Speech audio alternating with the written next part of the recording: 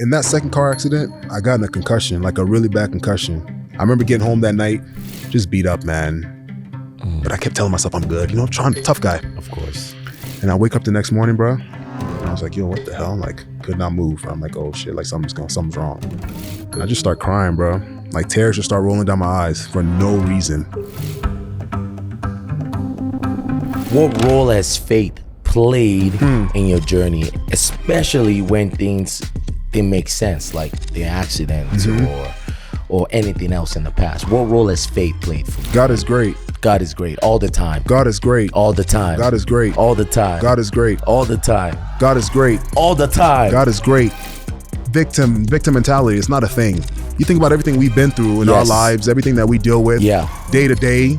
I can sit here and talk about that, whatever, all these little things here and there, society, whatever, transition and adaptation, troubles, struggles. There's no time for poor me. That's the Nigerian mantra. You cannot live in poor me. You have a few hours, a few moments to deal with it, but you gotta go, man. You gotta go. You gotta go. Let's go. Tough tasks that I have to accomplish that it's gonna take time to do. It takes time to get it done. A1, A2, A3, A4, midline, core. So just that understanding of like, okay, it takes time. Work, struggle. It's hard. It sucks. Yes. So and you don't get results right away. You don't get results right away. That's another thing. That's a good point. You gotta work. So it helps build resiliency in life. It sucks. It's tough.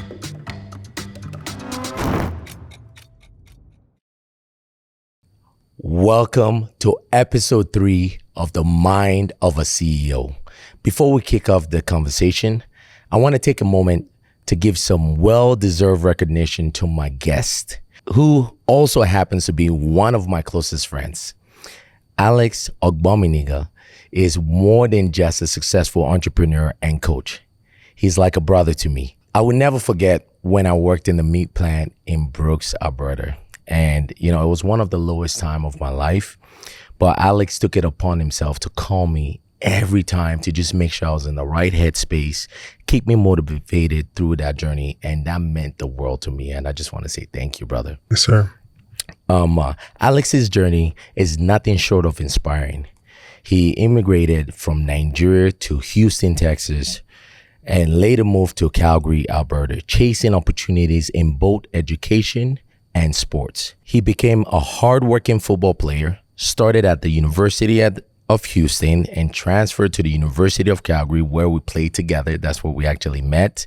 His work ethic and love for the game earned him a spot at the professional level, spending time in the CFL with the Edmonton Eskimos, the Saskatchewan Roughriders, and the BC Lions.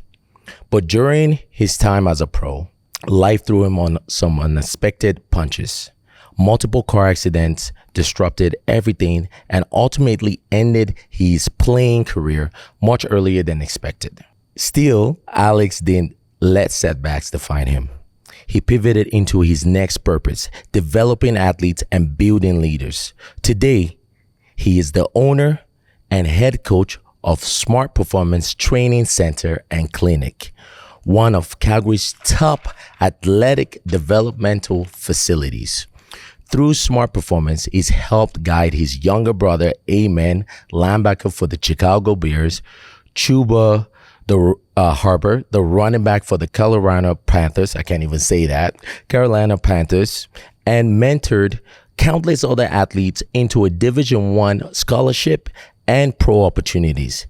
And he's never boasted about it, so I'm gonna brag for him. Like I said earlier, he's my friend, so I'm gonna brag for him. What stands out the most about Alex is his heart. He's not just building athletes, he's shaping future leaders with integrity and purpose. I know that was a long intro, Alex, but I want to say thank you for being our guest today, brother. Appreciate you, man. Appreciate you. By the way, my arms are longer. I just tested that. We always have an ongoing battle. He's very competitive.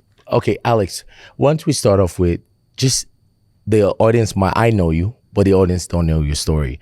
Tell us how it all began. How did we end up in this amazing facilities? What is your story? I mean, my story is an interesting one. Humble beginnings. Born in Nigeria. Left Nigeria when I was just turned 10. Moved to Houston, Texas. I come from a family that, family of faith and foundation. That's a big thing for us. I've got two amazing parents that went above and beyond for my siblings and myself. They gave up everything and left everything that they had in Nigeria. Parents are doing really well in search of better opportunities for us. And, went to Houston, started the journey over. And, adversity is something that I've seen people overcome in my family time after time. As I get older now, I start to reflect on just what the journey has been like upbringing wise. And, everything that I am right now started from my house, started from my family, seeing what they've been through and just how they kept pushing, right? I believe part of the Nigerian MO is to fight. That's who we are, to overcome adversity. We don't give up as people. That's why when I meet people now and anytime I meet people now, they're like, oh, you grew up in Houston? I'm like, nah. I always cut that short to let them know that at the core of my foundation of everything that I am is being a Nigerian and what I've seen my family stand for. And so moved to Houston, same thing, started the journey over. And crucial part of life, 10 to 19, got a chance to see a lot. Got introduced to football. I was a soccer guy growing up, big soccer guy. Oh my goodness, man. Anybody? But you ain't got no calves though. I don't know why you're saying you're a soccer guy. You ain't got no calves. Underneath these pants are some very high, springy, athletic calves. Yeah, springy. Very springy. Yeah, they're springy for sure. But it started off with soccer. I was a bigger kid, but you know what? I can move. Always good athletes, can move really well. And, got to the U.S., didn't know what football was, never seen football before. Got involved with football, started playing, had a knack for contact. You know what I mean? Run downfield, hit somebody, right? Had a huge knack for contact. And so with that there, enjoy the game of football, tying it all together, met some really good people, my friends, a lot of Nigerians in Houston. So the transition wasn't bad at all. It was actually pretty cool. Grew up in Fort Bend, went to Fort Bend Bush, really good friends, really good group of guys that we all philosophically were aligned. One thing that's always been big in my family was education, okay? So my dad's a chartered accountant. My mom's currently a nurse practitioner. My sister's a pharmacist. My brother has his finance and business degree from Oklahoma State, plus doing what he's doing right now. And I have my economics degree. I'm a registered massage therapist, and I have my my CSCS also. So education has always been a big thing for us. And that was embedded into us from an early stage. My friend group, majority of us are all doing pretty well for ourselves. Even though, we're young, we're getting in trouble, we're running around, whatever, causing problems as young guys. Every time we came home, there was always that bring you back to earth, grounding with the parents, whether it's discipline, whether it's respect. Those are very big things that we grew up with. You know how it is. Of course. Good morning, sir. Good morning, ma. Respect. Respect. Respect your elders. That's a big thing for us. And the way I grew up with the community that I was in, my parents would believe a stranger who was an older person if the stranger came and told them that I did something wrong.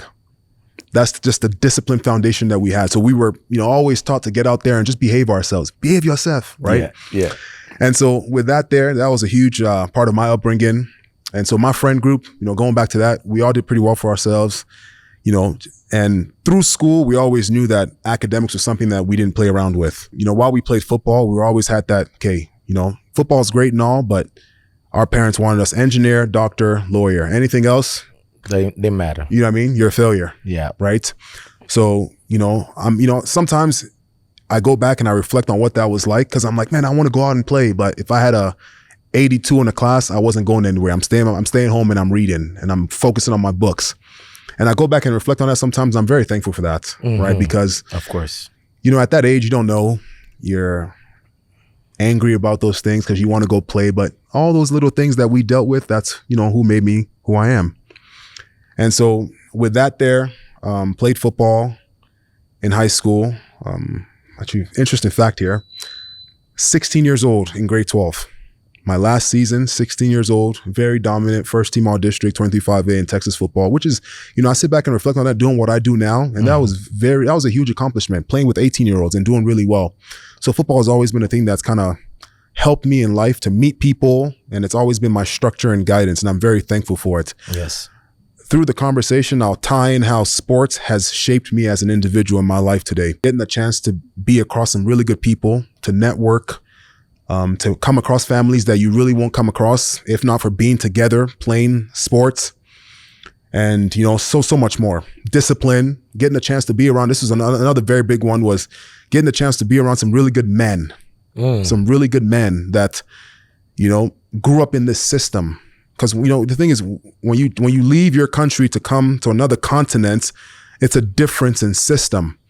But being around these guys helped me understand this system at an accelerated pace quickly. Wow. Because you just see how they navigate, you see how they carry themselves, you see the kind of things that they talk about, and you're like, okay, like this makes sense. This makes sense. Like, what this guy's saying makes sense. You got to work hard. You got to be disciplined. You got to care. All these little things. And those are things that shape who I am today. I'll tie this one here quickly. My high school coach, Alan Aldridge, won the Super Bowl with the Denver Broncos in '98. So you think about what kind of environment we had in high school in Texas there. Rest in peace, Alan. He passed away last year. And, he was the beginning of that for me. Just being around somebody who, tough love. Hey, man, y'all boys better go to class. If you don't go to class, I'll deal with you. Right. And we're scared of him. He's 6'3", 6'4", big. So that was like a father figure for us at school who, kept us in line, plus who we had at home too.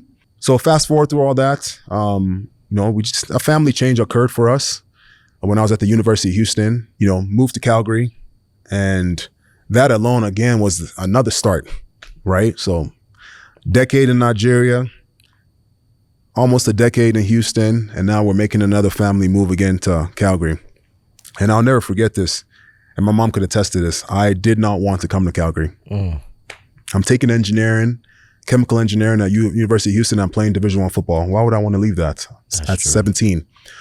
But, lo and behold, now I can say that coming to this place has been one of the best things that's happened to me in my life. Wow.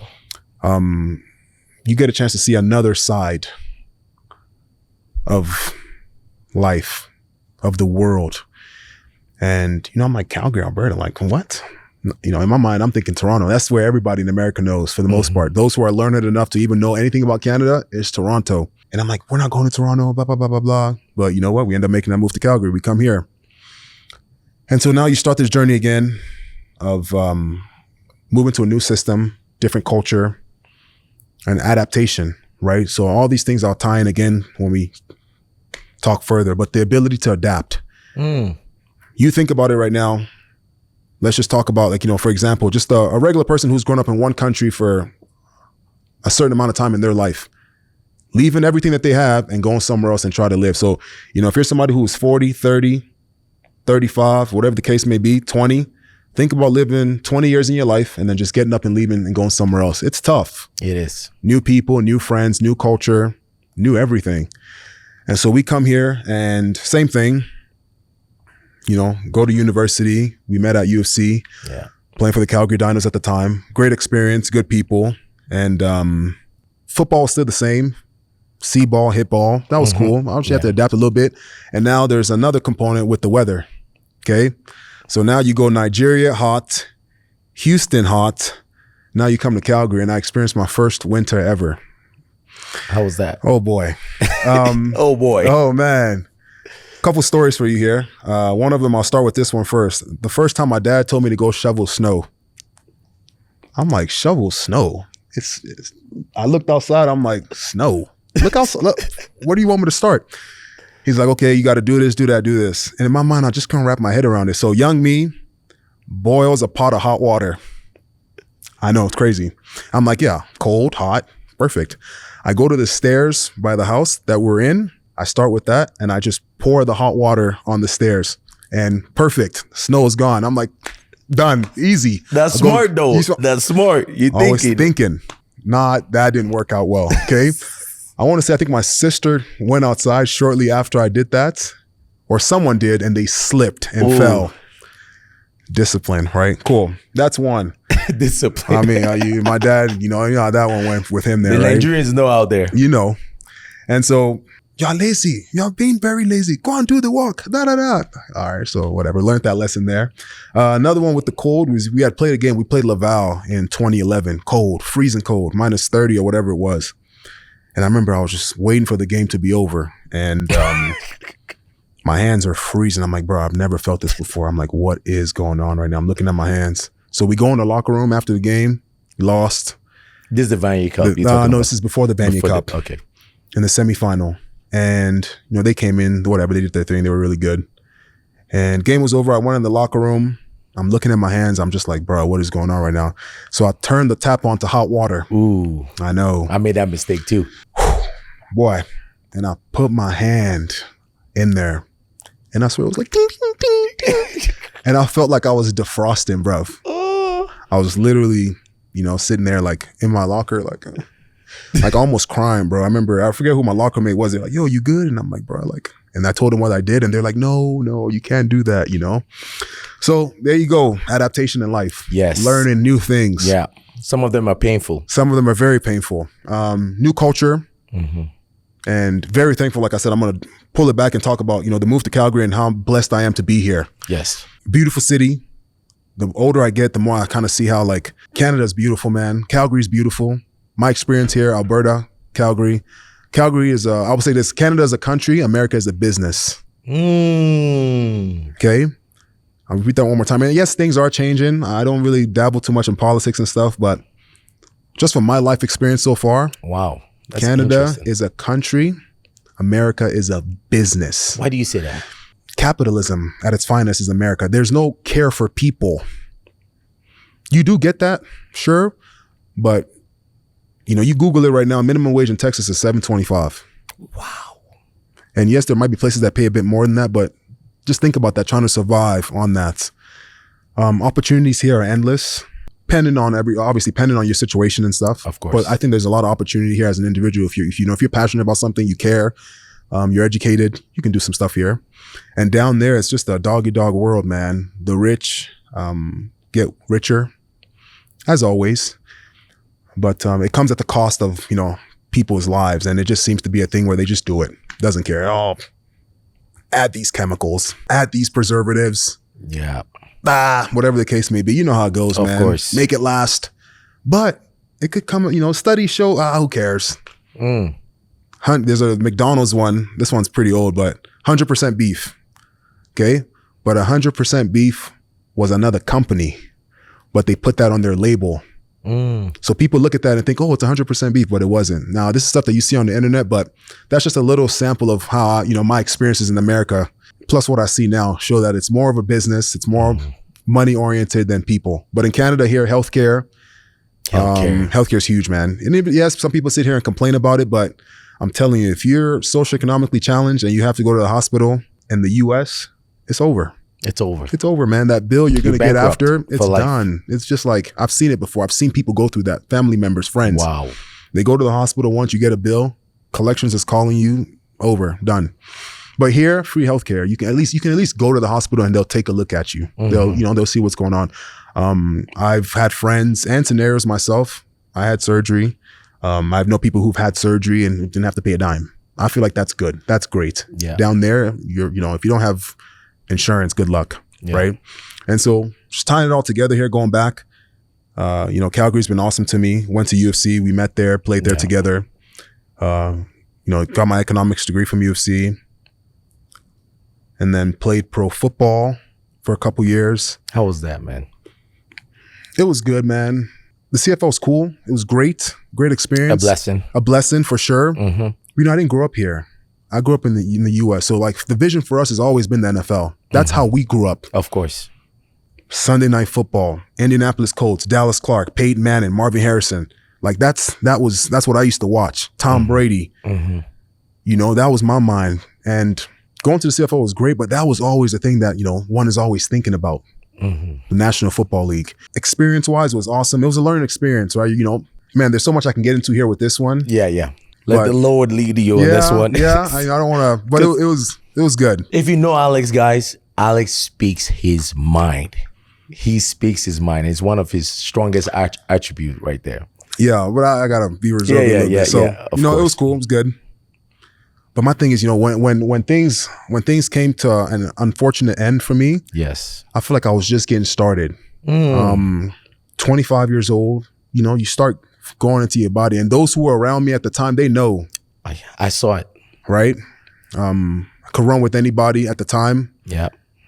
Training was going great. I was really starting to come into myself, and then life happens, and then another adversity, car accident, number 1. 7 weeks later, car accident number 2. That's crazy. Yeah, from there, it was tough because I'm like, man, I was super excited to go compete. But then things happen, injuries, compensation, this, that, whatever.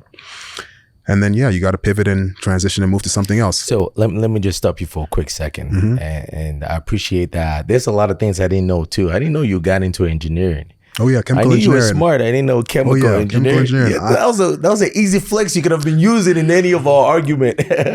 Nah, not really, man. Anyways, it's cool. I still have the paper at the house, by the way, so I'll show it to you. Case. No, I believe you, man. You don't lie.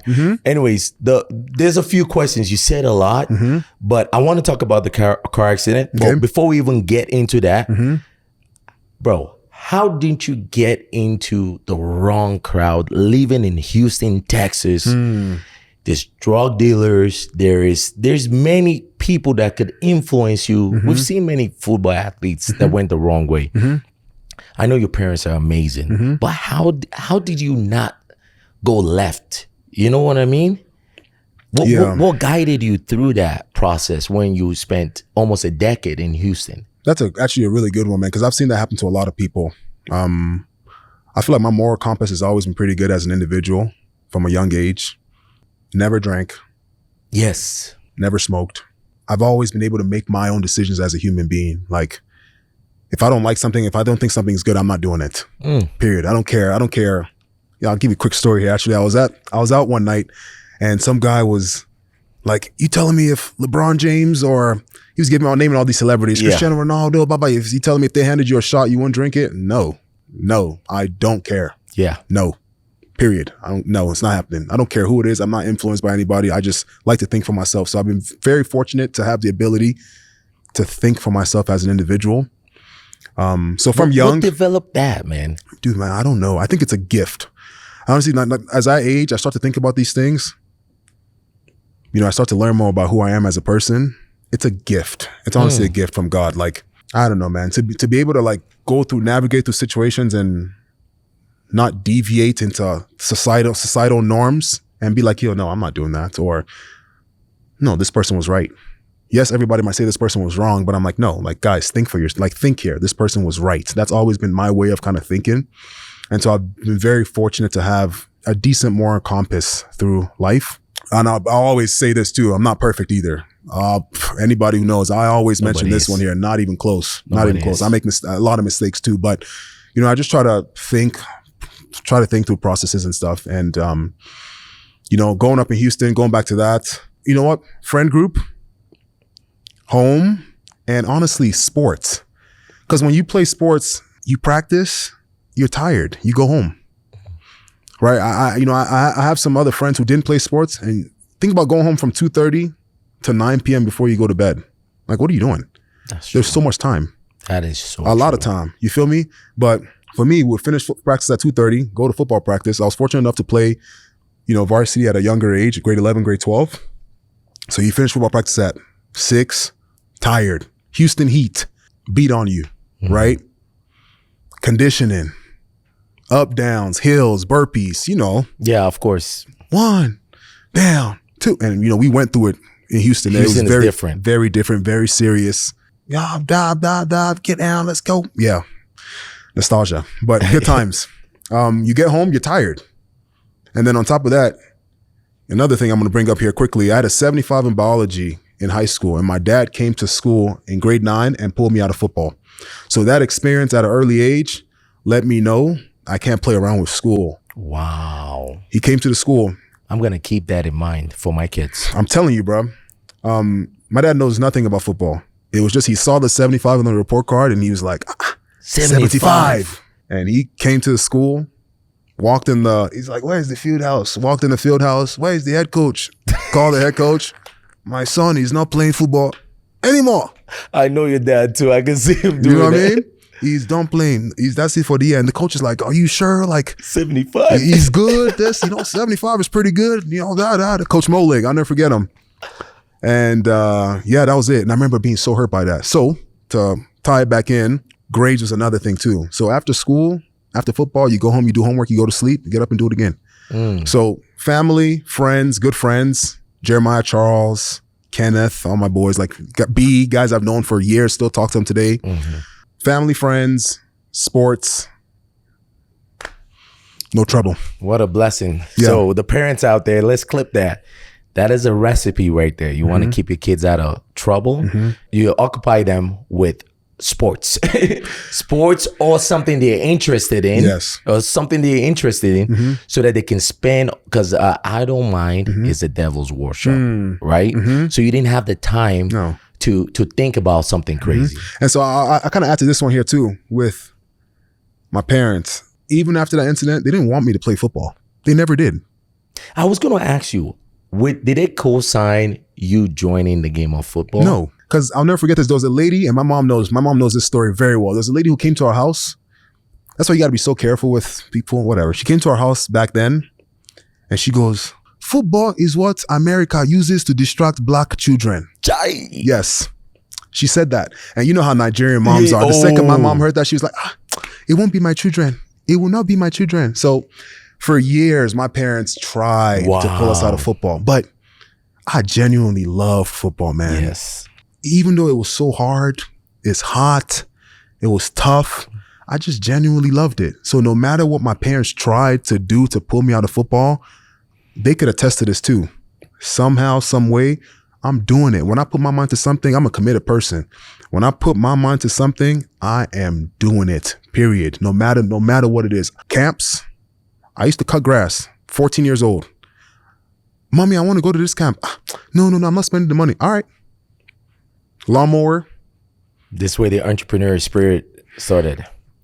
Walk around. Excuse me, ma'am. I'm just trying to raise money for a football camp. I'm just hoping that I can cut your lawn for $20, please. Blah, blah, blah, blah, blah. Cool. Wow. Oh, yes, baby. Go ahead and cut the lawn. Get it done. Whatever. Go home. And if my dad was driving home, he knew I took the lawnmower. He let me, obviously it was his lawnmower. He let me use it. He'll pull up. If he sees it, he'll be like, you didn't cut this well. You didn't cut this well. Go back and do it again. Ooh, he's teaching you standards. That was another huge thing growing up. And so guess what?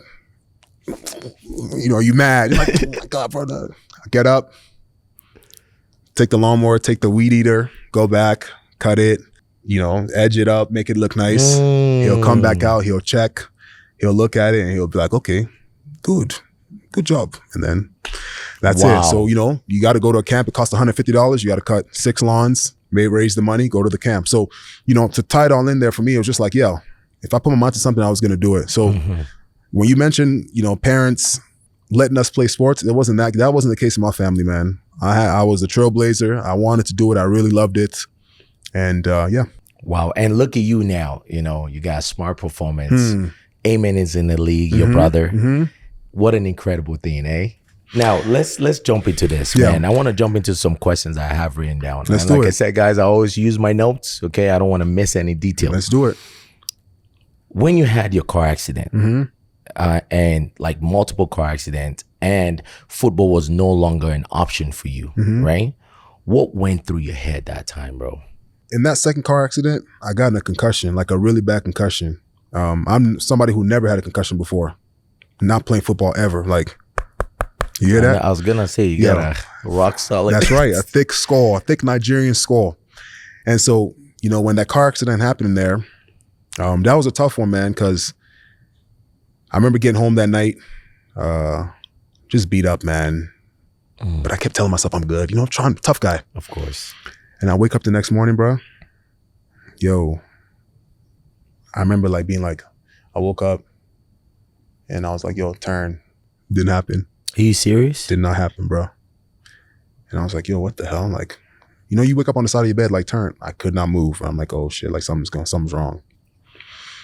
Fast forward a couple days. Obviously I go to the doctor, and then like the third day in, I'm like late in my room because I couldn't really go outside really. I'm now trying to navigate my life again. And I'm sitting there, no emotion, nothing. I'm not mad, I'm not sad, nothing. I'm just kind of sitting there, and I just start crying, bro. Like tears just start rolling down my eyes for no reason. Wow. And I'm like, okay, something's going on. Like, this is not normal. Like, why am I crying? Like, what's going on?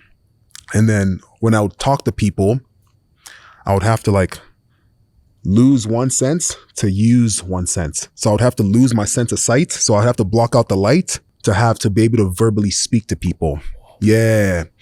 So people, like, I'm midday in a coffee shop and, you know, whatever, it's kind of bright, and I would be talking like this, and people are like, yo, are you good? And I'm just like, oh, wait, what? They're like, yeah, you're like covering your eyes to talk. It's midday. And so I was like, okay, something's going on. So in my mind, I always thought to myself, taking another hit, playing the contact sport would be a scary thing to do. It was always at the back of my mind. The confidence to get out there. And you know how it is. I'm not scared of nobody. I'll run into anybody. Full speed. Like when I play. Contact. There was that knack for contact that I really enjoyed. No, hit somebody. You guys can see that right now. It's just like into that. You know, pulling guard. Yeah. Or, you know, lane opens up. The running back has to go through that lane. Yeah. You can go full speed in there. You know what I mean? No problem. But in my mind, I'll be in the back of my mind like, bro, like after what I went through there, I don't know if I can like endure that again. The road bike. I'll be on the road bike. Before the accident, 100 RPM, 15 seconds on, 45 off. Bah, bah, bah, bah, bah.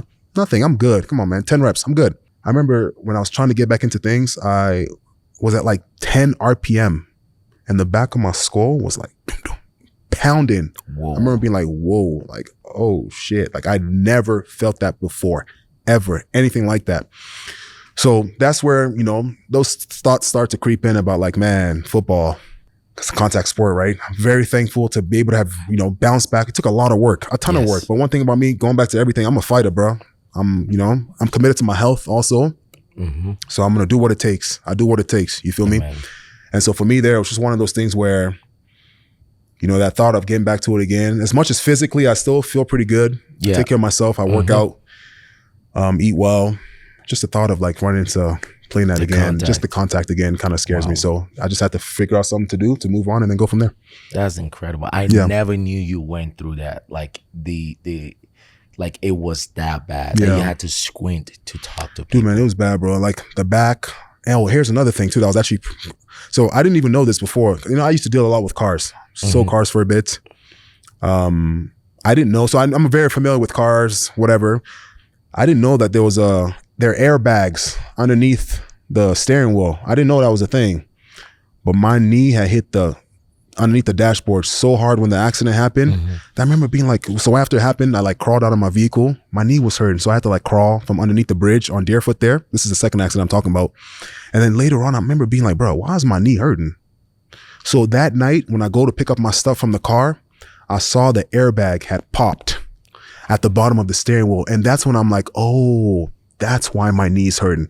So through the day, you know, from the time the accident happened to that nighttime, I didn't know. I was like, why is my knee hurting? Like, why is my knee hurting? I'm still trying to process it all together.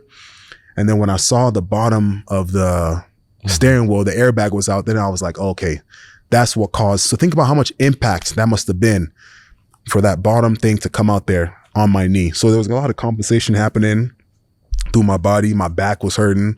It was crazy, bro. But that's crazy, man. That's crazy. That's like, you talking about what you went through. Waking up and trying to turn and your body doesn't want to turn. Being in a room, no emotions, you're not sad. Tears coming down your eyes. The next question I have for you is that, have you ever hit like a dark place mentally? Like, did that get you to a dark place mentally? And what helped you get out of it? I got a very good family. I'm very thankful for my family. And one thing about me too is I always try to be like positive with everything. Positive with people, positive with experiences, positive with scenarios, doesn't matter. And so after that happens, you know, there is those thoughts, like really, really bad thoughts. And even psychologically too, every time I drive, bruh, like, so I know this is kind of interesting here, but before I used to be like, anxiety, like anxiety. Till I experienced it myself. Bro, I'm driving on the road. When snow starts falling, my palms get sweaty. I start sweating. It could be minus 20 outside. I start sweating, bro, in my car. I switch over to the right lane, the slow lane, and any little like, just like any little like subtle like turn, you know, it's winter, Calgary, bro, my heart drops, bro. I just go back to like playing that like accident scenario, right? Because that's along what happened of the second accident there with the other individual that ran into me. You know, those were little moments here and there. And then the thought of never playing again too was another one too, right? Because, you know, 25, 26 is when young men start really owning up to them. Prime as a football player. You know what I mean? And so the thought of never getting a chance to experience that again was tough, right? You know, you're sitting there thinking like, man, I would love to get back to it. I want to get back to it, but the body just wasn't the same. The body wasn't bodying, as they say. Yeah. It just wasn't the same like that no more, right? So dark places, yes, but I try not to dwell in it. So I'm a very big like, poor me, right? I've always, you know, I don't have time for poor me. If you sit there and victimhood, victim mentality, it's not a thing. You think about everything we've been through in our lives, everything that we deal with. Yeah. Day to day. I can sit here and talk about that, whatever, all these little things here and there, society, whatever, you know, transition and adaptation, troubles, struggles. There's no time for poor me. That's the Nigerian mantra. The Nigerian mantra is, yeah, let's get it done. Let's move on. So once that happens, I start thinking, okay, I've lost my skill with my hands, which is playing football, right? I you know, I feel like every man should have the ability to make money with his hands. And so that's gone now. And so the next thing for me is I got to do something. So I was very fortunate to work with Gina Perez, amazing massage therapist, still work with her till today. And Gina would always mention to me that, hey, you know, you should think about going to massage school. So the people that I was around, you know, would just always encourage and uplift me, whether it was friendly conversations or whatever the case may be. I was always in better spirits. You know, Anthony Manful that came, bunch of different things that would happen where it's like good people that would, you know, just try to uplift me as an individual. And so with that one there, Gina was like, hey, you should think about going to massage school. And so I'm like, okay, you know what? That's another way to get a skill with my hands. So I just pivoted and went to massage school. And so the dark place thing was you know, you hang in it for a little bit, but then you got to get out of it. All right. So I want to clip this because there's going to be a lot of your athletes that are going to watch this. And there's going to be a lot of older demographic that's going to watch this. I just want to isolate that. So what helped you was, number one, you had a supportive surrounding environment, family, but you didn't stay in that victim mindset. Yeah, no. Or you didn't even experience that victim mindset. Nah. And that was what helped you to start taking the actions you needed to start feeling better and doing better. Absolutely. Absolutely. Cool. It's a big thing, man. Poor me. I tell the kids all the time, like, at the end of the day, man, I'll tell you right now, in life, you know, your family your mom and dad might feel sorry, but a lot of people don't feel sorry for you. That's the truth. It's the truth. People don't feel sorry for you. They'll say like, oh, sorry. They don't care. They move. The second the conversation's done, they move on. Because they have their own thing. They have life to go. You know what I'm saying? So you cannot live in poor me. You have a few hours, a few moments to deal with it, but you got to go, man. You got to go. You got to go. Let's go. Right. Let's move on. So I love that. I want to move to this next question. Yeah. What role has faith played in your journey, especially when things didn't make sense, like the accidents or anything else in the past? What role has faith played for you? God is great. God is great all the time. God is great all the time. God is great all the time. God is great all the time. God is great all the time. God is great all the time. Come on, man. Let's get it. Let's get it. Let's get it. Let's get it. Let's get it. Come on, man. And you know, for me, I just didn't witness things in my life.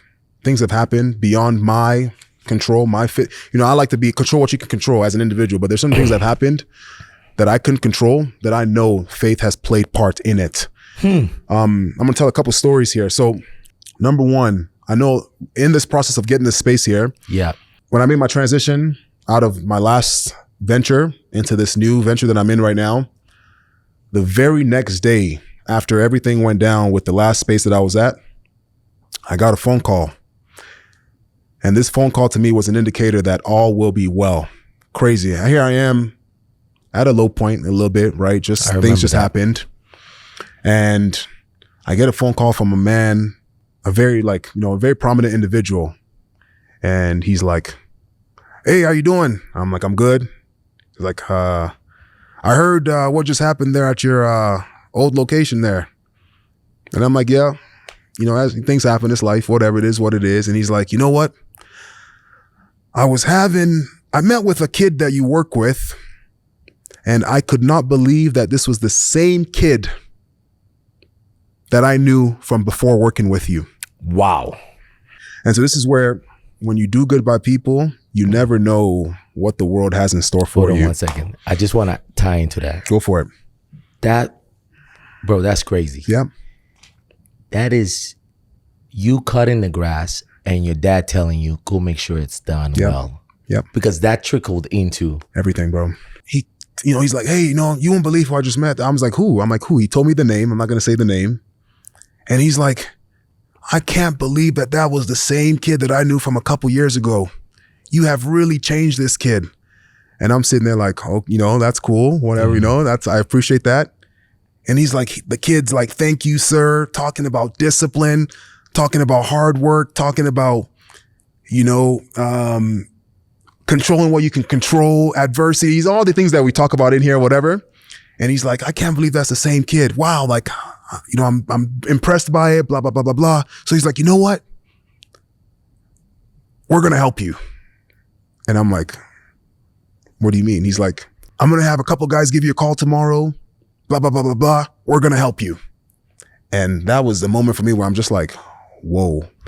Right at that moment, I go from bottom to motivated, inspired. Whoa. Here we go. Because here I am trying to figure out, okay, how am I going to navigate my new, what's new, what this, whatever. Bro, after that phone call, I remember being like, you know what? Whatever just happened there, done. I'm moving forward. My mind was set on that. And so they call me the next day, big company too. And he has his people. Hey, we heard this, we heard that, we'd love to meet with you, blah, blah, blah, blah, blah, blah, blah. And then from there, new vision. And that's how all this came about. And, he knows this. I've told him this before. We still talk till today. He still supports me till today. And that guy, I wish I could say his name, but he likes to be anonymous. And, that guy, man, honestly, you know what's interesting too? I don't think I'd ever met him. I'd never even met him at that point. I never met him before. We just did phone interactions. I'd never met him before. He had helped me with a couple other kids in the past. I'd never met him before. And here he is just extending a lending hand. And I think that's faith ordained. That's number one. Because of, support and love that I showed to somebody else that he knew. I didn't even know they knew each other. I didn't even know. He just met him at a golf, whatever. Couldn't believe that was the same kid. Had love, had more, credibility for what I did based on his personal experience. Yes. And he's like, I'm going to help you so you can do this for more people. And today, still to today, he still works with me. That was number one. Number two, the building permit. When you go through this process here, it takes, you have to apply with the city. It takes a lot to get a building permit. It takes 3-4 months. So I'm talking to business people and they're telling me, man, they had to wait to get their permits. They got the keys. They had to wait months to get their permit. So I'm kind of nervous a little bit. I'm like, dang, like I get keys March 1st. So I got keys here March 1st. And I'm like, I might have to sit and wait. And financially, it was tough. I went through all this by myself. So financially, I'm like, man, I'm going to be paying this, paying that, blah, blah, blah, blah, blah, whatever, while it's just sitting there. Bruh, I'll never forget this. I was finishing a session with the kids and it was February 29th last year. February 29th. So the day before I got my key, I go on the City of Calgary website to look. Something just touched my spirit to go on the website and look at it. Oh, because it was a leap year last year. It was a leap year last year. That's correct. When you said 29th, that was... Yeah. No, leap year. That's correct. Previously, when I look at it, it was red. It would say in progress. Cool. I called them earlier that week. I don't remember exactly what day, but I called them earlier that week. And the guy I spoke to on the phone was like, yeah, like, it takes time. You're just gonna have to wait. And I'm just sitting there like, damn, bro, like nothing I could do to speed this process up. Yeah. He's like, no, it's just how it works, just how it goes. We have this order, blah, blah, blah, whatever. Cool. So I'm like, damn. So I go back, fast forward, I flip it on the 29th. I look, it's green. I'm like, whoa, what does this mean? I click on it, bro. I got my permit the day before I got my key. I'll tell you when I applied February 6th. I missed that. So I applied February 6th for my permit. In 3 weeks, bro, I got my permit. People wait months to get their permit. And I say this modestly, but you talk about faith. I got my permit in 3 weeks, bro. That is incredible. 3 weeks. I never knew this story. And then for me, I'm like, I can't control that. That's beyond me. That's way beyond me. That has nothing. So I remember I get in my car and I'm sitting there thinking like, man, God is great, bro. God is great. And guess what? My birthday is March 2nd. So I'm like, what a birthday present.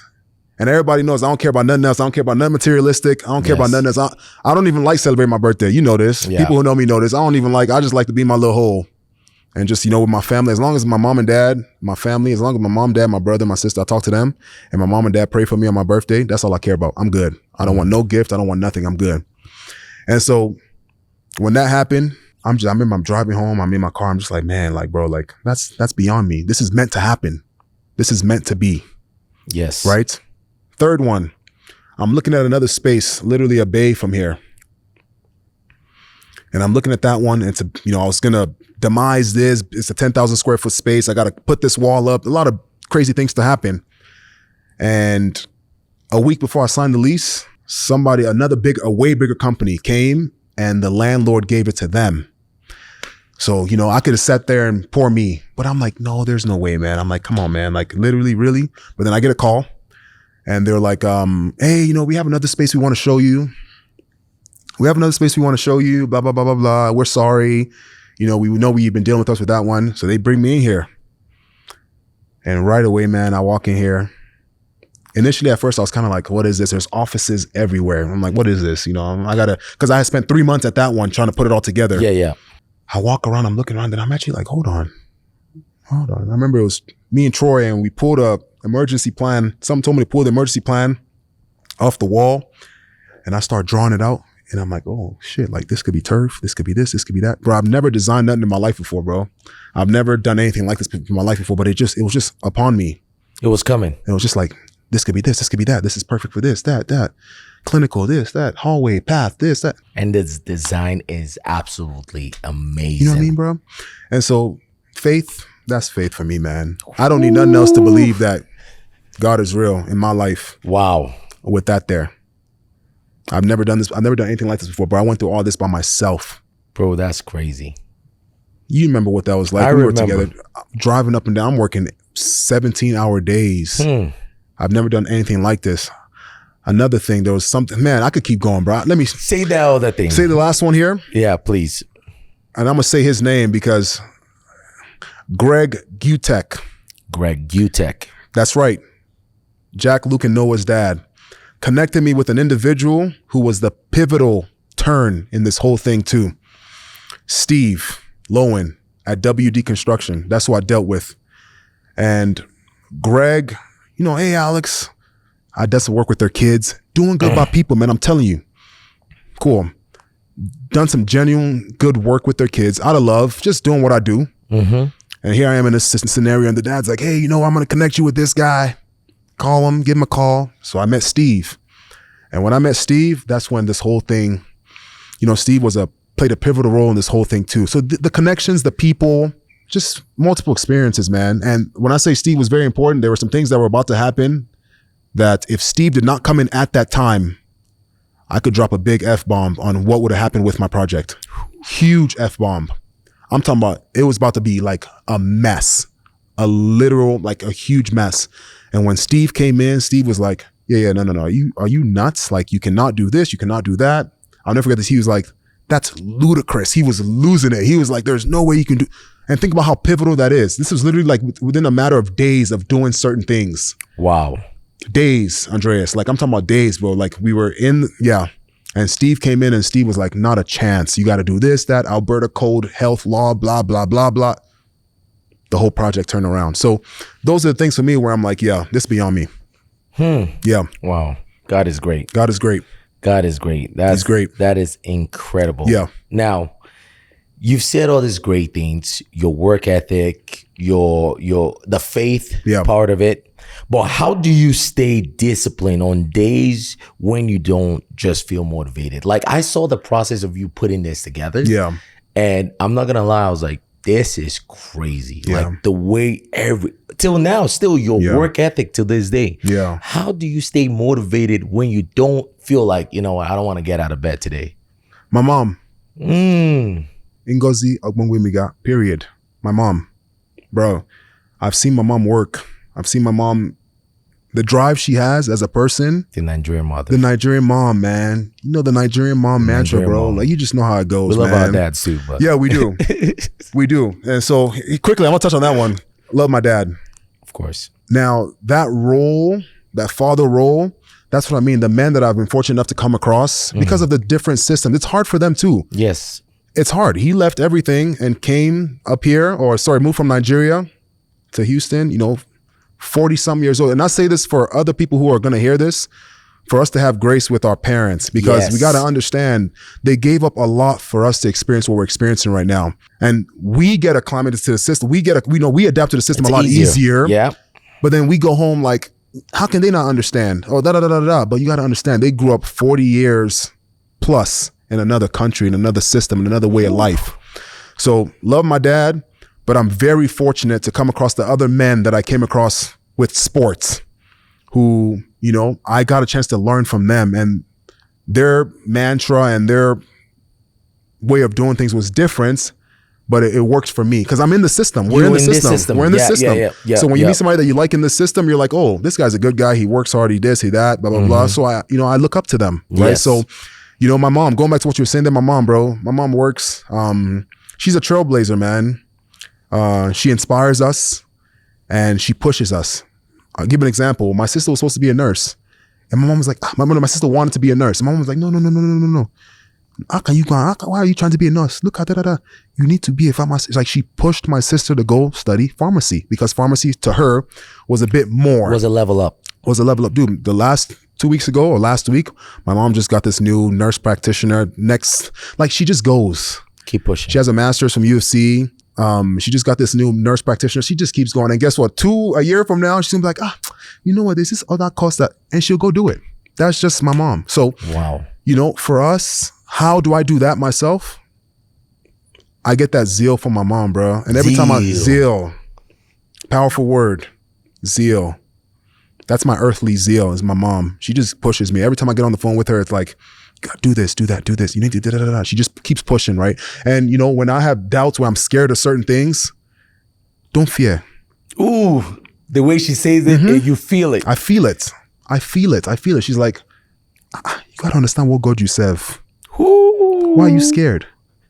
And so when she says stuff like that to me, I'm like, you know what? Sign it. Like, taking on this project here for me, I'm still dealing with it all right now. And I remember I went to the lawyer before I signed all the documents, and he looked at me like, are you sure about this? He looked at all the numbers and everything. He's like, are you sure? He's probably looking at his building. Yeah. What he pays. Of course. And how they're doing in business, whatever the case may be, and what I'm trying to do here. And he's like, are you sure? And I remember sitting there across from him and, that feeling of like, damn, like, yo, why is he saying this to me? Like, yeah. Does he know something? I don't know. You know what I mean? Like, because people, especially people who've been in the system. Yeah, they know. They know. Mm-hmm. But they don't know. That's the thing.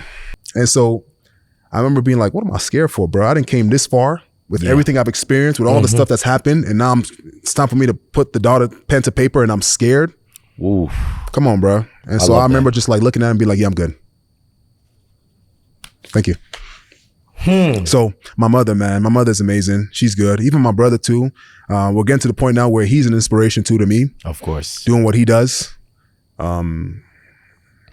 What a fantastic young man. And you've met him before. You've seen him around. I've seen him grow up, Just dialed in, bro. Like, he's like so focused. He's a true professional. Yes. And so when I get a chance to be around him when he's here, I'm just like, man, bro, like, look how focused this guy is. He matured so quick. He's very mature. Mm-hmm. And a lot of who he is his ability to be a professional. So, going back to that, who are my inspirations, or who do I get that from? How do you get motivated when you don't feel like it? My family, people. Yes. Oh, another thing too, man. I get a chance to work with people, to inspire people. Mm-hmm. You look on that wall there, you look at all these pictures up here of all these amazing young men and women that have been through this space. And it's not just athletes too. We deal with the general population too. But, for the majority of these kids, man, there's nothing like being around them. It's work, but it's not work. Of course. I love it, man. I absolutely do. And yes, I'm tired. People are like, yo, you haven't slept. I'm like, bro, I just love working with these kids, man. It's amazing. It keeps me young. And I love the fact that, I can help them not make a mistake. Yes. right? So the mistakes that I made in my life, that I didn't have anybody like that for me. There was no one, especially in sports, bro. I didn't really have that, right? So now I get a chance to be that person for young people. And I personally believe, and I say this here, okay? If I had myself in my life going back, I think the outcome for a lot of things would have been very different for the better. Just kind of seeing the interactions I get a chance to have with these kids and seeing the progress that they make. I'm like, sometimes I just sit there like, damn, like imagine if I had this for myself, or if I had somebody like that I can call or like hear these things from. I didn't have that. So for me to work with my brother, all these young guys, Chuba, Kiari, Willem, Riley, all of them, for me to work with all these guys, it's amazing helping them, right? Amen. So mom, family, people, and, you know, serving my purpose. That's another thing too. Serving your purpose. Yeah. No, that's amazing, man. I love that. And it's so great because there's going to be kids that don't work with you that are going to watch this. There's going to be grown-ups that don't work with you that are going to watch this. And that's the point of this podcast, because that's why I really wanted you on. I wanted you to speak on your journey because there's so many intricacies to the details that got you to this point. There's many lefts and rights and faith, your parents, your support system, the passion, the drive, the attention to detail that got us to this point. That's right. And that leads me to my next question. Talk to me. You've mastered long-term thinking, and I know this about you. You know how to like delay gratification in such a way that's super impressive. You know, I look when I watch you, I'm like, I love the aspect that you have. But how do you train yourself to be okay not seeing a win right away? Like how do you do that, man? And this question is selfishly for myself. How do you train yourself to like accept not taking a win right away, but the win comes big down the road? Man, that's a big thing for me. It's just like, okay, like let's just think this through a little bit. And then trust in the process. That's another very big one. Trust in that what you have in mind, as long as you do the work, control what you can control. My thing is, if I do the work, whatever's meant to happen will happen. That's how I always see it. So I have peace in delayed gratification, knowing that, number one, I'm going to do the work. I'm going to do the work. You have to do the work. Yes. If I do the work, I believe that, you know, there's a higher chance of the outcome that I want later on happening. But I have to be ready to do the work. And then just an understanding that there's nothing significant that's accomplished in life without going through some adversity. There's that ability to overcome adversity, to go through things, to struggle, just to work. With the thought in the back of your mind that, you know what, just keep going. And then faith too. That's another thing too, right? Just knowing that, okay, whatever I have in my plan, whatever I have planned in my mind, that if I just work, treat people well, do good by people, it will align to happen. So I don't know, man. You know, here's another thing too. That's another interesting thing too. Working out. I was going to say. Working out. Here comes this tough task that I have to accomplish that it's going to take time to do. It takes time to get it done. A1, A2, A3, A4. B1, B2, B3, B4. Midline, core. So just that understanding of like, okay, it takes time. Work, struggle. It's hard. It sucks. Got to keep going. You got to keep going. Finish it. Then you feel better. Yes. So and you don't get results right away. That's another thing. That's a good point. You got to work. So it helps build resiliency in life. It sucks. It's tough. You know, we've done some certain workouts before together where it's like, bro. Oh my goodness. You know. There's some workouts me and Alex have done. And I wish we could record some. Yeah. And we always know whenever we do these workouts, we know nobody else would have joined us. Not a chance. Nobody else. We use iron sharpens iron. But what I always tell you though, we've been there. When we get to these little moments, I look at you, Andreas, and I'm like, bro, we've been there before. Yeah, and you look at me and we've been there. Yes, we are them. We've been there. Yes. Let's get it done. You feel me? So of course. Those are the little things that help with that. That is so true. I love that, man. And one thing I love about Alex too is like you guys can notice in the shots, like you can see his eyes when he's talking about something. He gets fired up and it wakes up. And that was a special thing about the crew we had that year at the Dinos too. Yeah. Everyone had something different about them. That's right. That edge. Anyways, before I ramble too much. That's okay. When you put everything into Smart Performance. Yeah. Clinic Center as well, right? Yep. Everything into this. Yeah. What belief helped you keep going when others might have folded? Like you said, your building permit, you got it a day before the 1st. You got the keys. Before I got the keys, correct. Your birthday is March 2nd. Yeah. Well, I forgot the guy's name that came in and was like, this is ludicrous. Yeah. There are many moments guys could have folded. Yeah. What kept you going, man? What helped you, man? And this, sometimes I like when people like test me too. I do. Try me, bro. I like that. Where it's like, really? You think you did something here? Sounds good. Right? And so for me, there's like, okay. It's that Nigeria. I don't want to, But it's like, you want to try to show me. I'm laughing so hard right now because me and him share this. If someone tests, it's like, oh, you know what I'm saying? That's the best motivating thing. I mean, that works for me. When somebody's like, you can't do it. Yeah. I'm like, you want to see something? I'll show you something, bro. Let's go. And I'll pour all of it into it. I literally poured all of it into it, bro. I indemnified myself to be here. I put everything on the line. Everything on the line. And, even when you're going through it. I know you did because you just used a big word just now. It was on the contract. It was on the contract. Yeah. Contract word. Indemnified. I knew it was real. Yeah, I was like, this guy just said a word I never heard him say before. I saw it. I'm like, hey, I'll tell you right now. I had to ask somebody what it meant myself too. I was like, what does this mean? I was gonna ask you I'm like, you just threw that out there like it was like, I indemnified. I indemnified myself, bro. I put everything on the line for this. Everything. But I had whole faith in it that like, I'm doing this. And there are many aspects of this too where I could have taken shortcuts here and there. I know. Gone cheaper with certain things, but I'm like, no, I'm going to set a standard. Cutting the grass well. That's it. Cutting that grass. I'm going to cut that grass and I'm going to cut it well because that's how I was brought up and that's how I do something. Your dad that's how is I do legend, things. Though. I mean, your dad is a legend. That's right.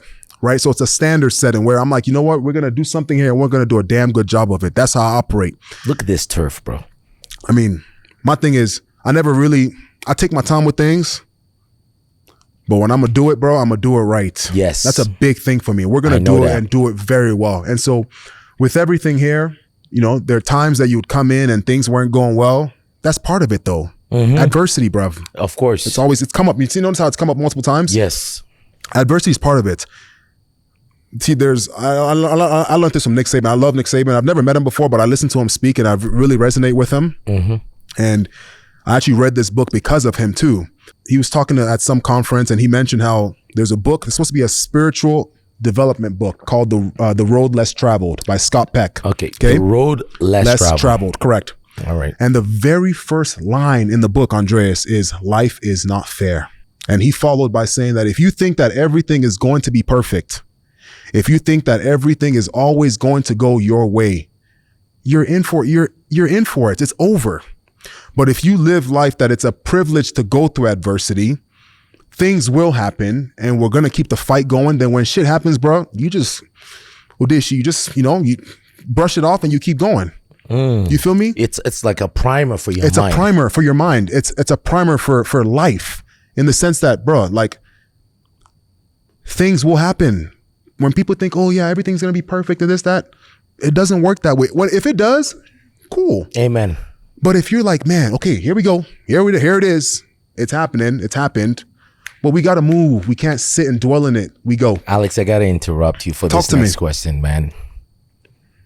I got chills in my body because of this. Because when I work with athletes too, and I know the way you work with athletes, and all of our friend group that actually trainers right now, one thing we all share is that we want to really help these athletes be more primed and ready for life than we were ready. Like we want to pour into them more and prepare them. And when they do a rep and it's sloppy, like, no, that's not the standard. You got to do it again. You got to do it right. Focus up. Let's go. And that snap. And that leads to my next question, Alex, because that is very powerful what you just said. Did you build Smart Performance Training Center and Clinic? That's right. Based on what you wished you had growing up? No, not really. Not really what I wished I had. Is what I had experienced. So I'd experienced a system that I was in before, prior to being here. Calgary didn't have that. Oh, no. It was where I was before, prior to opening this where you saw how things could be done properly with performance and clinical. And even meeting Carly, she's our clinical director, our co-clinical director is her and Wes. And, you know, I had experienced some things, man, that one there was just tying it all back to meeting people and then aligning now, and things are happening. But, you know, going back to your question there, my past experience there, I saw that and I saw what it could be. And then in my mind, I'm like, okay, how can we amplify this? Right. So that experience there is something that I had. I was fortunate enough to experience in my life, and I'm very thankful for, very glad for. That's, you know, molded me as a person. Great times, lots of good memories from that experience there. And you know, I'm thinking, okay, moving forward, I'm gonna amplify that. And that's all it was. That's all it was, honestly, man. It wasn't like something I wish I had grown up. No, I experienced it in 16 when I went down to Exos in Dallas. I experienced that. It was cool. But it was just taking my previous experience over the last couple of years and amplifying it and knowing that we could accomplish something of significance by doing this properly. And so very fortunate that I had worked with Carly before. And then she was at a time in her life where, you know, it was time for change and stuff. And we connected. Perfect timing. Wow. God. Perfect timing, dude. Like, God. Yeah. Unreal. Right. That's what I'm saying. Like, I don't push my faith on anybody. I don't do this. I'm just very in my little world, but there's just so many things that happen where you're like, it's out of your control. It's out of my control. I couldn't control what's happening in her life. I get the point that you're saying just now, that you wanted to amplify it. But I'm talking more in the mentorship standpoint in what you do with your athletes. I would never forget, we were out for dinner and dad of one of your athletes was almost in tears because of what you did for his son. The opportunity you gave his son, that you just didn't train him, you connected him to a coach that could help him pursue his goals. And now his chances of achieving something that can change the generation financially is a lot higher than what it was prior to working with you. That's what I meant by what we wish we had growing up. Okay. You get what I mean? That mentorship of like, you're not just here to do a workout, but we pouring into your life. Your life is going to be better off being with us than not. That's what I was talking about. Okay. So not just training. So I thought you meant like business wise. Not and stuff just the like business, because there's more than that. That's right. When it comes to smart performance. Well, I mentioned that earlier, right? Where I said, if I had myself, myself in my life when I was going through it, I feel like, you know, things would have been better. I know things would have been better. And so for me, when that happened, when everything happened for me to do what I'm doing now, that was part of it. I was like, you know what, we can get more kids, more people, build a space that they loved and they took pride in, that when people walk in here, it's like, oh yeah. When you walk in here, see, part of why I wanted them to leave that glass right there. And so when you walk in those front doors, before you step in, you look through and you're like, whoa, yeah, this is real. Like, this is, are we at University of Alabama? You know what I mean? Like, this is very real. Actually, I'll show you something. Actually, after there was an inspiration for this that came from the University of Alabama. That's why I say that. Shout out to Garth Irwin at Irwin Fitness. There's another guy who played a pivotal role in this whole thing here. He was awesome. And so, you know, for me there, it was one of those things where I wanted to create a space where we could amplify the mentorship component, the support. Get more kids in here, more people, other sports. And now here's the thing, the beauty of what's happening now is that we're getting a chance to work with more than football. So now things are really like kind of spreading now to dance, soccer, rugby, tennis, multiple sports. And with the growth of the space now, with more space, we got more parents who are even coming in here for our adult fitness classes too. So, you know, clinically, that's another thing. Amplify it all. Clinically, people are walking in here and getting phenomenal treatment by the clinicians that we have in-house. So everything's been amplified. Yeah. Alex is such a businessman. You see the way he just got into that business truck. I love that, man. That's what's up. Anyways, you've helped your brother, Amen, and Chuba get to the league. And I saw the journey, you know, and countless other athletes get Division I offers. How do you feel knowing that you've like help these kids? Like how does that even make, do you even think about it, or are you like, you know, I was just doing what I should do. There's a majority of it for me is just doing what I feel like my purpose is to do, which is like to help people no matter what aspect I can. And you have, yeah. You know, and this is personal here, but when one of the guys had a pivotal role in their life and signed a huge contract, you guys can probably guess who I'm talking about. He called me. He told me like, man, thank you so much. And in my mind, I'm like, you did the work, bro. Like, you did the work, you did everything. But he was like, you know what? Thank you so much, man. I really appreciate you. You know, thanks for everything. Thanks for this, thanks for that. And he's like emotional because that's life-changing for him. And in my mind, after that call, I was just like, dang, like, that's kind of cool. Like, you know, like that I was so happy that he called me, you know what I mean? To tell me that just happened to him. But then it made me reflect like, yeah, it's a blessing to work with these guys. It's a blessing to be there for them. It's a blessing to be able to help them. It's a blessing to have a print on their journey. Yes. Right? A meaningful print. Right? So for him to call me at that moment, I was like, dang, like, that was huge for me, man. Like after reflecting on it, at the time I was like, I didn't do anything. It was you. But you know, I just reflected on that and I was like, man, like he called me. Right? So he felt like our relationship was that meaningful to him for him to call me. So I knew like that's impact, right? That's love. Impact. That's love. Yeah. Right. So yeah. Amen to that, man. That's amazing, man. Yeah. How, like, you're talking about impact, right? We talked about the athlete, right? Yeah. That just signed something that changed. It's going to change his life, his generation. Correct.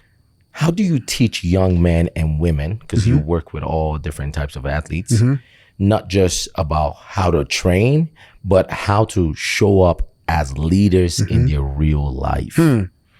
Powerful. It starts with myself and having respect for them.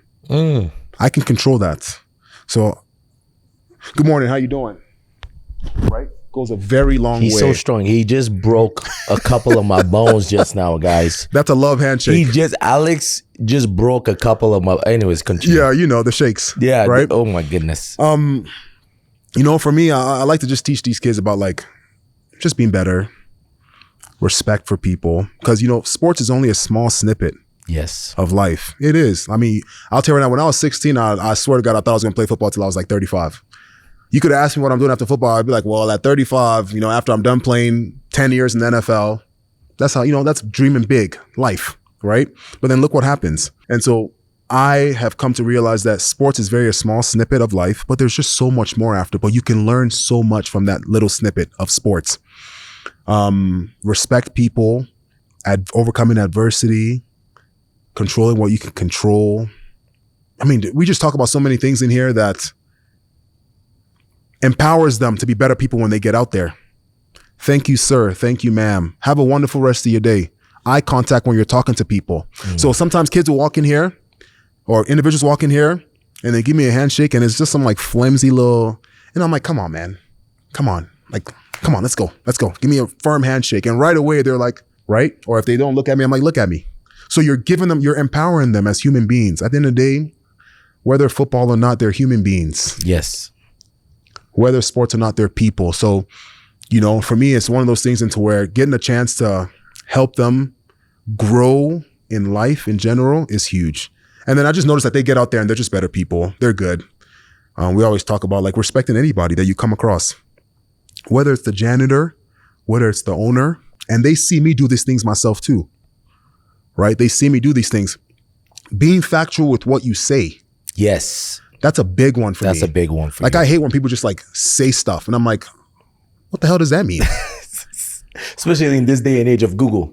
People just say things and I'm like, where'd you hear that? Or like, that doesn't make any sense. Like, or were you there? What was the proof behind that? You know what I mean? Yeah, so they see me own up to things if I said something wrong, they're like, coach, you said 4 reps. But I just challenged them because I thought it was, I'm like, I'm sorry. That's a skill right there. So here I am in a leadership role, right? Here I am in a leadership role, apologizing to the individuals that I work with. That's respect. Yes. So they are learning now that it's okay to make mistakes, that, you know, if you make a mistake, you own up to it. So there are all these many little things that, you know, we experience within these walls here, that I feel like they can take with their lives. That's and huge. Get out there. I've actually seen that anytime I'm around your athletes, I can tell by their mannerism, the way they talk, the way they act. Every time I'm always impressed by just their character trait. Man. And I can see that is a little bit of, I can tell this is Alex, this is a smart performance athlete. That's incredible, man. Thank you. Awesome work, man. Thank you. And so this is a big one. Okay. I want to like, there's a lot of these questions, man, are personal questions. I want to extract it for myself, but also for anybody watching right now. I want you to take notes, apply this into your life so that you can actually push, and we can have you on the show too. Amen. As well. Let's go. Now, how do you plan, set targets, and keep smart performance running smoothly without burning out? Yeah. Because I know the way you work right now. That's one that I'm definitely struggling with. When you start something new, you talk about targets and all that. We're in the first year of operations. So I've mentally prepared myself for the next couple of years. I haven't paid myself in a couple of years. I don't make anything. I'm thankful that my situation's okay to where I can, you know, I'm sustainable, but I'm ready to do the work. Remember what we talked about earlier? You got to be ready to do the work. So I'm ready to do the work. That's something I signed up for, and I indemnified myself. Indemnified. That's right. So I have to do the work. So I'm in a position right now where, you know, it's sink or swim type ordeal, but I'm ready to fight. And so it's bad because I am tired a lot. I do work a lot. I always tell my mom, you work too much. And then I'm doing the same thing. Right. So I'm hoping that things get better. The more work we do, the more we grow. I'm hoping that things get better to where I can eventually take that vacation and not experience burnout. But you know what's interesting about burnout too? If you eat like shit and you don't work out, you experience burnout. Quick. Fast. Yeah. Dude, man, you know me, bro. Of course. I eat fairly well. Yeah. Quinoa, ground turkey, Dedicate Kitchen, Subs and Bubbles. Shout out to Subs and Bubbles. And Nigerian choice, what's the name? Delish Dining. Delish. Right? Weekends. Just weekends. But I eat pretty well. I work out 5 times a week. 6 times sometimes. Yeah. So I do my part. Remember, I can control that. You're controlling, I can control that. You know what I mean? So even though, yes, whatever, I'm tired, it's long days, but honestly, it's weird, man. I know it's kind of crazy, but exercising gives me energy, bro. Because there's some days where I work a long day. The second I start working out, I don't feel anything. It's weird. Like, I know. I don't feel anything. I just start going, and all the, headaches, tension headaches that I have, it just disappears. It just disappears in the moment. It comes back later, but in the moment I'm like, I was tired. Like, I was extremely tired earlier, but now I feel great. So for me, how do I try to manage burnout, but I do have to make better measures though. I got a question for you to add to this. Let's say, let's look at this scenario. You're Alex. Okay. You're coaching Alex. Okay. That's doing the business you're doing. Exact same place you are right now. What advice would you give to yourself?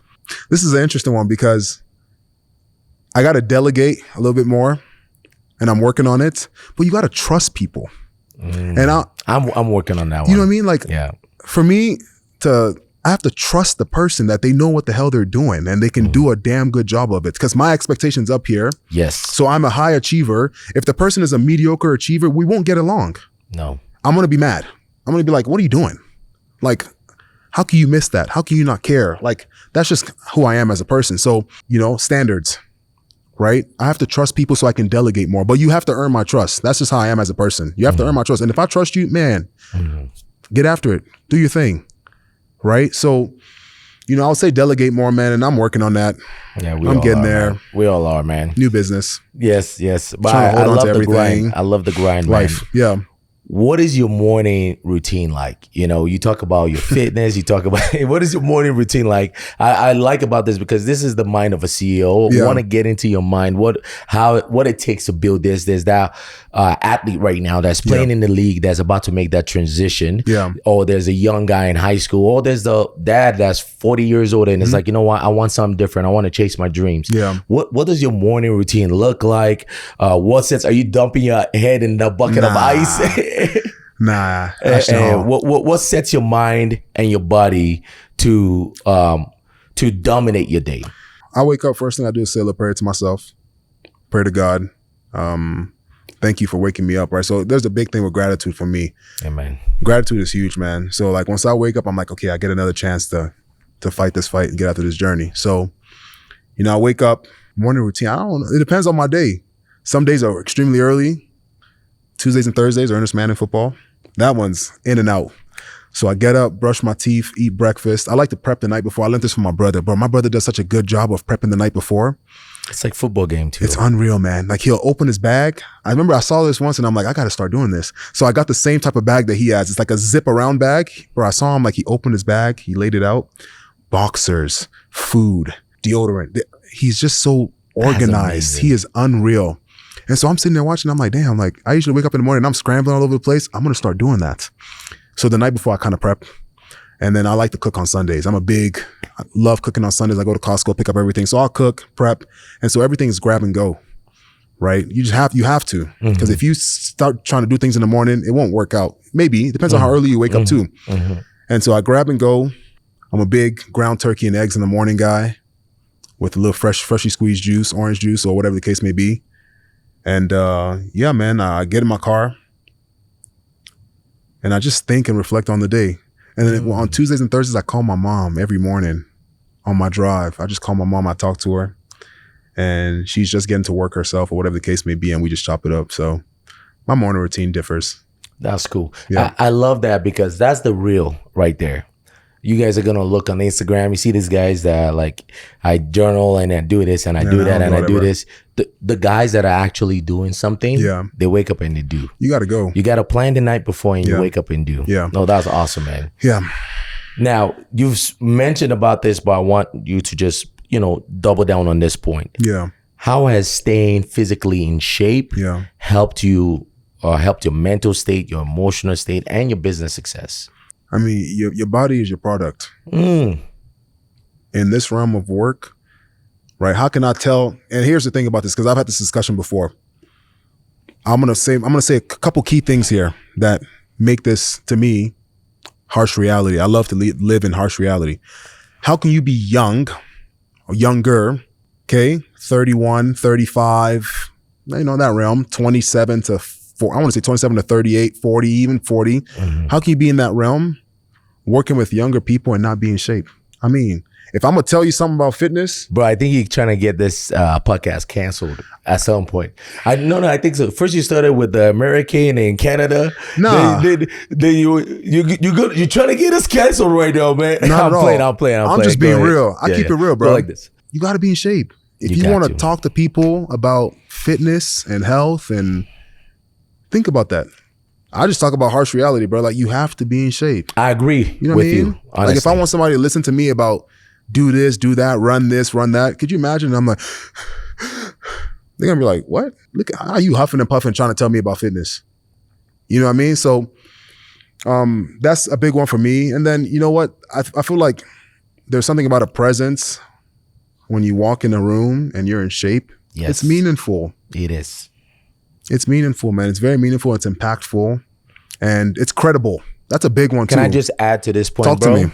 And the reason why I want to add to this is because I work with a lot of people, that are getting help to get in shape. Is that when we say in shape, that's relative to you. Correct. And your standards. For us, it might be different. You don't have to have an 8-pack or walk around 6-pack or whatever the case may be. You just got to be feeling good about yourself. Yes. You cannot be in any health scare that you can control with your diet and nutrition, with your nutrition and training. Yes. Just the basics, right? You got to feel comfortable in yourself. Yes. That's what we're talking about, right? Not obese. Yeah. I mean, I agree. Like, one thing I always say, I'm going to take care of you the way I take care of myself. Yes. That's big. And people can feel that because they see my actions as a person. They see actions driven. You feel me? And another thing I always think about too is like, if I were to, God forbid, I mean, death is inevitable. Everybody gonna die. But if I were to leave today, you best believe that my time spent here, I was good. I was in good shape. You know what I mean? Because I have some friends who say, oh, why work out if we're all gonna die? No. If I mention his name, you'll know who I'm talking about too. And I'm going to show him this when we talk about it. That's wild. I have a buddy of mine who says, why work out if we're all going to die? Man, just do this and that and drink and this. And I'm like, bro, that's terrible. Because then you feel terrible. But if I were to go today, you best believe that my time spent walking and roaming this earth, I was good. Think about the quality of life. Quality. Some people, I don't care how much money you have. If you walk up a flight of stairs and you can't have a conversation because you're huffing and puffing, bro, that's bad, bro. Come on, man. It's true. You know what I mean? True. So I don't know, man. This is to encourage you, not to put you down if you are there. This is just to be like, all right, let me readjust my priorities and make this a focus. Here's another thing too. I mean, let me be real with you, bro. If you're telling somebody about getting in shape, that's love. That is love. That is love. It is love. It's a form of tough love. It is. It is. And I grew up with tough love. I got whooped as a kid, bro. Yeah. I don't care. No one's gonna do anything to my parents. We're fine. I'm an adult. Yeah. That's tough love. Yeah. You make a mistake. I grew up in a tough love environment. Football. I deserve all my whoopings. I deserve a few of them. Some of them, I'm like, come on, man. No, There's no need for that. I deserve my whoopings. I ain't gonna front. Tough love. Yeah. Tough love, man. I grew up, that's in our house. 75 and you can't play football. That's wild, man. That's tough love. Wild. That is wild. 75. You passing, bro.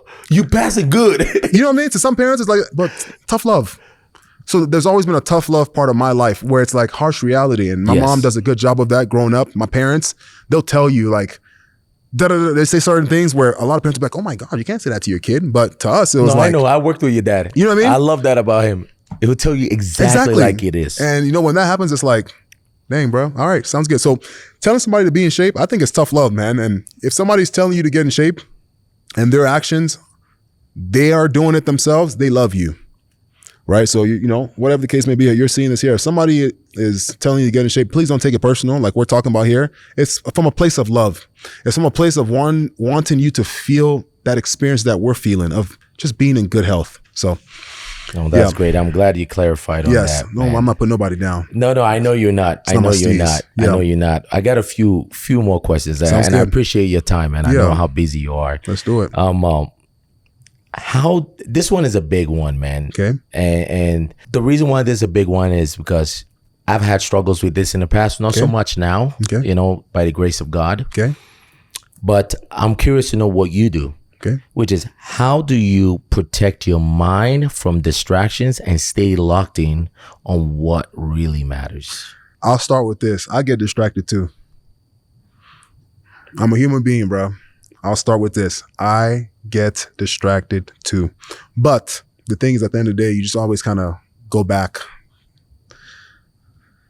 to the grind, to why you do what you do. The why. To the vision. The vision that you have, to the goal that you have.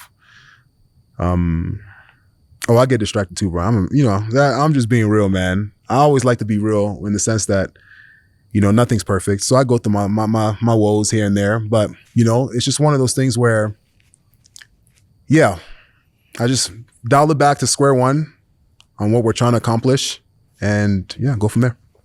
That's good. Yep. I like the way you said a lot. You didn't tell us nothing. You're like I get distracted too. I do, but it's because you're such a realist, and I love that, man. That you gotta be honest with yourself, right? Yes. No, because I know it too, right? But like building something like this, like I think you're potent when you're not distracted. You're very potent in the volume and the quality of work you can do. What do you do every week to keeps you getting better? Like, how are you improving every week, mentally, physically, spiritually? What do you have a system that you have to keep improving yourself? Because honestly speaking, the Alex I see today and the Alex I speak to today is not the same Alex I met in the dorm room of my brother's dorm room. I remember that. How do you, what are you doing that keeps you growing and getting better and small? I mean, just an adaptation, bro. Like you should change as you grow. You should evolve as you grow. That's, if you're exposing yourself to more, so exposure leads to expansion. So the more people I meet, the more good people you meet, the more you see, you grow. Yeah. Right. So I don't have a set routine. There's nothing set that it's just like, number one is I'm blessed. Amen. You know what I mean? I just feel like, I'm awake. So if I'm awake, like I said, if I wake up, I'm fighting. I wake up, I'm working. I wake up, I'm grinding. So How do I? Is just the gratitude to keep going. It's a blessing, bro. Because people die every day. People think about it. Let's be real. Let's just pull back for a second here, and let's reflect on life. People die every day, and life is not fair. Remember that earlier? Yeah. And so when I think about my scenario right now, I'm very fortunate to be in this country. We're not in a war-torn country. You know, like things. People, we have 24. I know this sounds crazy. 24/7 electricity. Nigerians know that. I'll tell you right now, man, a lot of people take these things for granted. In a lot of countries, they don't have these things. No. Running water, healthcare, a car, access to gas. I mean, just all these little things that I'll be reflecting something. I'm like, damn, bro, we got it good. And there's an empathy part of me that I see things and I put myself in other people's shoes and I'm like, man, bro, like, I'm so thankful, man. I'm so blessed, bro. I got to keep fighting. So, amen. Yeah. And I wanna leave off with this point. I wanna ask you this question right here is, if you were talking to the 17-year-old Alex or the 16-year-old Alex in grade 12, and what advice would you give that Alex? Number one, buy Bitcoin. Oh yeah. Hey, come on, man. That's smart. I love that. Buy Bitcoin. You buy Bitcoin, boy. Yeah, this would be a different. Yeah. So just reflect on yourself when you were 16 years old, 17 years old, leaving high school, glancing at your football career afterwards and where you are now. Everything worked out perfect. But what advice would you tell him and be like, this, that? Or think about the young 17-year-old out there that might watch this, or the 18-year-old or the 40-year-old. What suggestion would you, that's in your mind, that mission you want to tell us, or one message you want to leave the audience with today? I mean, there's many ways one could go about this, but one that really came up to me right away was, man, make good decisions, make good financial decisions. Good financial decisions. That's a big one, man. And financial decisions, sometimes it's not that hard. Math. Dude, math, bro. People, it's just math. It's like, you know, I think about this. This was a big one for me. If you can't afford it, don't buy it. I mean, it's so simple, dude. Like, don't go out of your way to buy it, to impress people. Okay? Man, so I'll put it like this. For me to be where I'm at right now, I'm very fortunate to have made a lot of really good financial decisions. And it just starts with something so simple like that. Like, you're getting a lot of trouble when you try to impress people. That's a big thing for me. And I feel like a lot of the world deals with that, where it's like, I got to own this. I got to do this. It's like, bruh, just be simple, bruh. Simplicity has really helped me in my life. So I would say to that young guy out there, not necessarily me talking to myself, but just in general, to that young guy out there, man, or that young person, it's okay to be simple. It's okay. It's peaceful. It's peace of mind. Because when people go make these decisions that, you know, I got to do this to do that, then it doesn't work out, then it's stressful. You know what I mean? So protect your peace.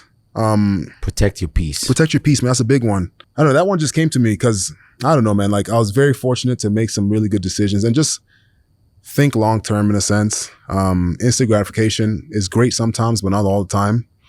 That's something a lot of people try to, I need this now. I want it now. Man, do you really need that, bro? You know what I mean? Like, do you really need that? Like, sometimes it's like, bro, like, it's cool, man. I have one, I am okay. I have one that works, I'm okay. You don't need everything. So simplicity goes a long way, and simplicity helps with peace of mind. That's a big thing for me. I just like to be simple, bro. Like, free. Simplicity, bro. Just simple. That's the key right there. Simplicity. Simplicity, man. It helps a lot. You know what I mean? So shout out to Lululemon. Thank you very much. I'm a Lululemon ambassador. I'm very fortunate to be in that role too. So, you know, they blessed me with this. Little brother blessed me with this. Simple, bro. I don't know, man. It just works. What a blessing. Yeah. Man, what a podcast. We touched from faith, family, work, football, and now we're at Smart Performance. Amen, I just want to thank you for your time, man. Thank you very much for blessing us with your presence. Thank you. I appreciate it. Guys, make sure to save this, subscribe, and share this with someone that you think needs it. Let's go. Thank you.